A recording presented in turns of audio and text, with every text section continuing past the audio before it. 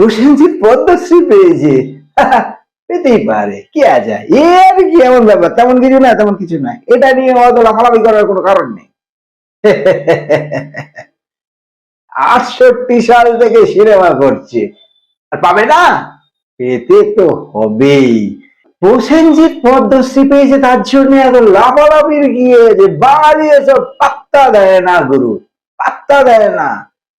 ঠাকুর রামকৃষ্ণ যখন দেহত্যাগ করেছিলেন তখনও বাঙালি পাত্তা দেয়নি। স্বামী বিবেকানন্দের মৃত্যুতে কোনো বাঙালি শিক্ষিত সমাজ একটা মিনিমাম শোক প্রস্তাবও দেয়নি।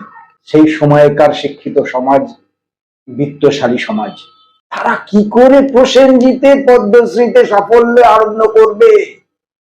হ্যাঁ, এরা আনন্দ করে, উল্লাস করে, গর্বিত অনুভব হয়। রাশিয়া, চীন এদের আনন্দে এরা আনন্দ পায়, উল্লাস করে। গুজরাট, ইউপি, এমপি, মহারাষ্ট্র এদের আনন্দে। হ্যাঁ, গুটি কতক লোক শুভেচ্ছা দিয়েছে, এটা অস্বীকার করে লাভ নেই, বিশেষ করে যারা ইন্ডাস্ট্রির লোক। তার বাইরে না আশা করাই ভালো। তাতে গর্বিত হতে গেলে তাকে বাঙালি হতে হবে বস। যার রূপটাই বাঙালি নয় সে কি করে বাংলাকে নিয়ে গর্ব করবে? ওপরটা শুধু সাজানো বাঙালি, বাংলায় থাকতে হবে, খেতে হবে, পড়তে হবে, তাই এরা বাঙালি।